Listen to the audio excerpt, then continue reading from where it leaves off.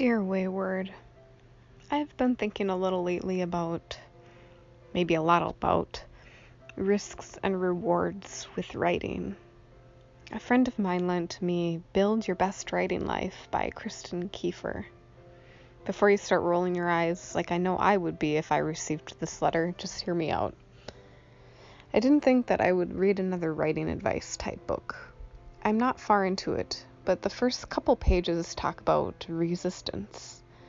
And a key part of resistance to writing is our assessment of risk and reward. What causes me to avoid the pen and paper?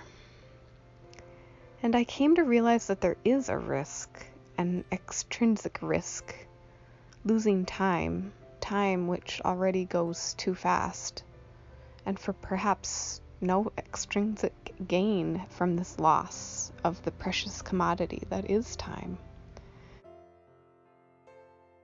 And so that translates to perhaps no readership and probably no financial reward. The risk of writing is not like the risk of other art. It sounds a little presumptuous or arrogant to say that, but I don't mean it to be.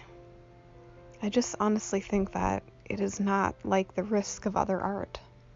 A photographer, for example, can try new techniques or take photos of bizarre subjects, and even the people who normally don't look at photos or have knowledge of what makes a good photograph can look at those photos and at least give feedback, and maybe even like it, maybe even buy it, and at no cost of their time. All that was required of the audience was a quick look and an opinion. The same is for a painting, a sculpture, a knitted piece, a song. Passive appreciation. Passive appreciation is all that is required of an audience for most artwork. A writer, on the other hand, may never have their artwork seen, let alone appreciated, and even fewer gain a living from it. I would like to say that it wouldn't bother me to not have my writing read, that I could write and be just as happy without an audience. And it's true that I would keep writing even without an audience. If nothing else, there's the hope of being posthumously read. And I'll be honest, that concept is often in my mind, sometimes even as a goal, that even if no one in my day and age reads or appreciates my work, that perhaps when I am dead and gone, I can inspire someone. But in reality, it is nice to have my writing read. I'm not above that base desire to make something pretty and have others think it's pretty too, so to speak. And not just family and friends, but strangers. In light of risks and rewards, I have noticed that I have placed too much weight on the extrinsic risks, time, money, than on intrinsic rewards, joy, sense of meaning. To cater to the means of my true expression, isn't that what would be considered priceless?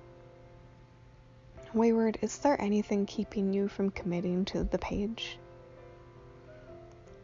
Is it maybe, like me, a type of fear of losing time and for no obvious extrinsic reward? Maybe there are more concrete reasons that you prevent your sitting with your writing. Your environment's too loud, or not enough actual time between commitments in life. But before I go on a roll about the concept of time and whether or not we have enough of it, I think we have to turn back to assessing risks and rewards. What to you is a true risk? Is it extrinsic or intrinsic? Why do you think that is? What to you is a true reward? Is it extrinsic or intrinsic? Why do you think that is?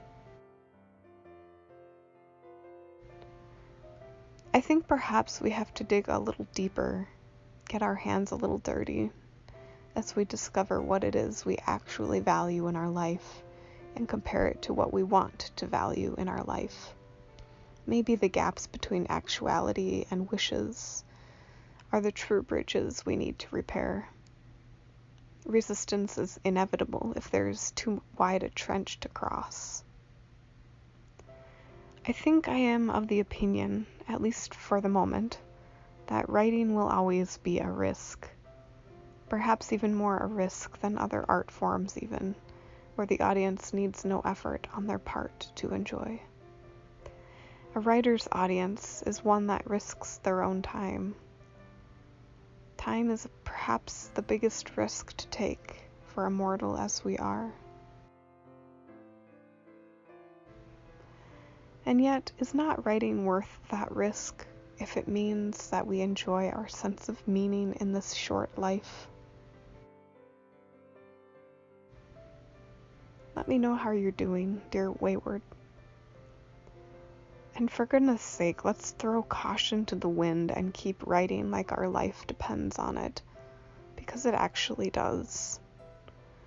Sincerely, your fellow Wayward.